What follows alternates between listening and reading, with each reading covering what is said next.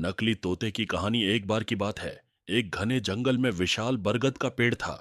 उस पेड़ पर बहुत सारे तोते रहा करते थे। वे सभी हमेशा इधर उधर की बात करते रहते थे। उन्हीं में एक मिट्ठू नाम का तोता भी था। वह बहुत कम बोलता था और शांत रहना पसंद करता था। सब उसकी इस आदत का मजाक उड़ाया करते थे, लेकिन वह कभी भी किसी की बात का बुरा नहीं मानता था। एक दिन दो तोते आपस में बात कर रहे थे। पहला तोता बोला, मुझे एक बार बहुत अच्छा आम मिला था। मैंने पूरे दिन उसे बड्ढे चाव से खाया। इस पर दूसरे तोते ने जवाब दिया, मुझे भी एक दिन आम का फल मिला था।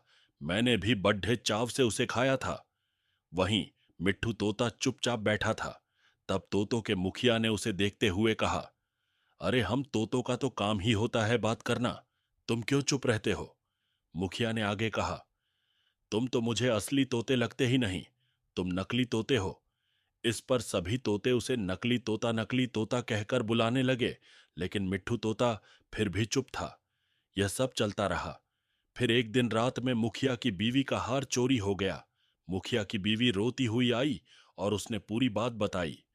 मुखिया की बीवी ने कहा, किसी ने मेरा हार चोरी कर लिया है और वो हमारी ही झुंड में से एक है। यह सुनकर मुखिया ने तुरंत सभा बुलाई। सभी तोते तुरंत सभा के लिए इकट्ठा हो गए। मुखिया ने कहा, मेरी बीवी का हार चोरी हो गया है और मेरी बीवी ने उस चोर को भागते हुए भी देखा है। वह चोर आप लोगों में से ही कोई एक है। यह सुनकर सभी हैरान हो गए। मुखिया ने फिर आगे कहा कि उसने अपने मुंह को कपड़े से ढककर रखा हुआ था, लेकिन उसकी चोंच बाहर दिख रही थी। उसकी चोंच लाल रंग की थी। अब पूरे झुंड की निगाह मिट्ठू तोते और हीरू नाम के एक दूसरे तोते पर थी, क्योंकि झुंड में केवल इन्हीं दोनों की चोंच लाल रंग की थी। यह सुनकर सभी मुखिया से चोर का पता लगाने के लिए बोलने लगे, लेकिन मुखिया ने सोचा कि ये दोनों मेरे अपने हैं। मैं कैसे इनसे पूछ सकता हूं कि तुम चोर हो क्या? इसलिए मुखिया ने एक कौवे से इसका पता लगाने के लिए मदद ली।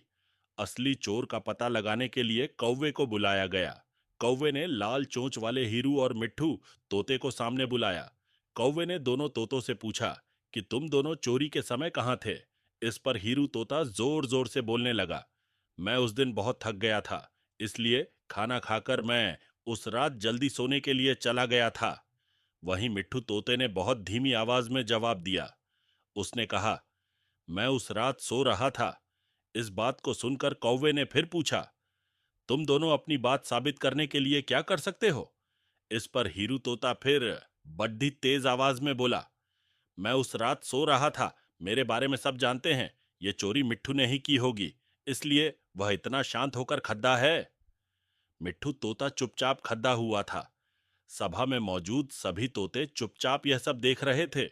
मिट्ठू तोता फिर धीमी आवाज में बोला, मैंने यह चोरी नहीं की है। इस बात को सुनकर कौवा मुस्कुराकर बोला कि चोर का पता लग गया है। मुखिया के साथ साथ सब लोग हैरानी से कौवे की ओर देखने लगे। कौवे ने बताया कि चोरी हीरू तोते ने की है। इस पर मुखिया ने पूछा, आप यह कैसे कह सकते हैं? कौवे ने मुस्कुराकर कहा, हीरू तोता जोर जोर से बोलकर अपने झूठ को सच साबित करने में लगा था, जबकि मिट्ठू तोता जानता है कि वह सच बोल रहा है, इसलिए वो अपनी बात आराम से कह रहा था।